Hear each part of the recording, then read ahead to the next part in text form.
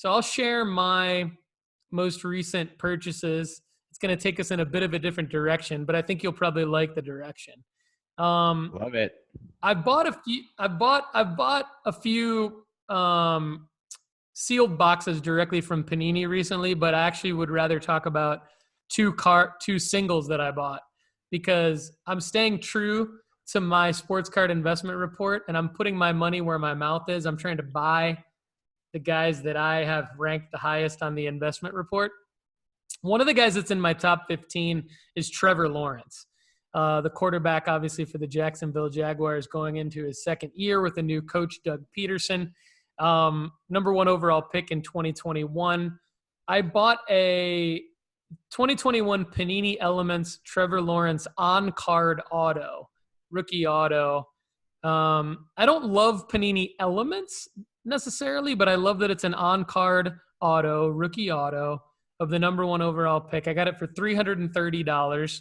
So it's definitely a higher level investment for me. That's usually near the top of my budget. And so for one particular card, though, I think that this could be one. All it's going to take, in my opinion, based on recent history, for a card like this to potentially even double in value, is going to be like a good start to the season. Like if the Jags are 3-1, which may be a tall order, but they're going to have the number 1 pick. They got a new coach who's won a Super Bowl, and they're going to get Travis Etienne back, who is their second first-round pick last year. And they're going to have their strength of schedule should be in their favor as the worst team in the league last year. If the Jags start like 3-1 or even 2-0, and Trevor Lawrence is putting up some decent numbers, I think all of his cards go up huge. I think he's underpriced right now. So my thought process with a card like that is, could be a Lamar Jackson, could be a Dak Prescott, could be a Josh Allen type of guy where, maybe he doesn't make it to a Super Bowl for the first 5 years of his career, but he shows improvement. He leads his team to the playoffs, has good individual performances, and $330 for an on-card rookie auto I thought was a pretty good deal. So I'm pretty happy about that one. You almost What's got your me take convinced. on that one? Do you have a take? You almost got me convinced. I'm not a huge believer in Trevor Lawrence, but I think that in a market that's driven around, especially the football market, driven with performance, and I mean, what's easy, and I think the football market is a tough one, in my opinion, but what's easy is that you have one game a week. So all of that can change in the span of 2 weeks with 2 different great performances. Like you said, if they start 2-0, there's going to be there's going to be a huge potential for people to start believing in him and wanting to buy his cards. The second thing, it's the same thing for Joe Burrow. Imagine if the Bengals start 0-2.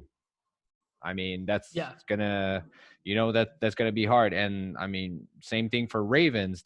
It's a lot of gamble. But Trevor Lawrence cannot be, in a worse position than he is now. So it's exactly. Very interesting. Yeah, I feel like I am buying in at the floor, and that's what I like about it, because I have been high on Trevor Lawrence ever since he came out of Clemson, and there's no doubt about it. Like I would say he's been underwhelming, right? I don't want to say underperformed because he was in a bad situation to begin with, but I think he's been underwhelming. I think this is an opportunity to potentially buy at the floor. I think he's someone that a lot of people are holding out hope on. So my thought is, even if the Jags suck this upcoming season and Trevor Lawrence doesn't play well, I still think someone could potentially pay me 2/3 to 3/4 of my original investment for that card, worst case scenario. So to think of it like, this could either be $1,000 card that I paid $330 for pretty quickly, or worst case scenario, it might be a $225 card after another year. I think that's my thought process for that particular card. Mm-hmm. But good to know that we're kind of on. I like when, it's good to be on opposite ends of the spectrum sometime with some things. So, all right. So Sports Card Strategy Show, Paul Hickey with nooffseason.com. Special guest co-host Greg Lanctot. We're going to definitely have him on again, like he said, next month. Brought to you by marketmoversapp.com by Sports Card Investor. We really want you to go there and use the promo code NOOFFSEASON, all lowercase, to save 20%. And of course, Greg and I want you to check out the Sports Card Investment Report at nooffseason.com and join the Facebook group with us. So to find the Facebook group, easiest thing to do is just go to sportscardstrategy.com and you'll see the link right there to join the Facebook group. We'll let you in and you'll hear from Greg and I in the Facebook group. So thanks again, everybody. Have a great day. All right, man. Great work. That was fun. That was awesome. Thanks, Paul. It was a blast.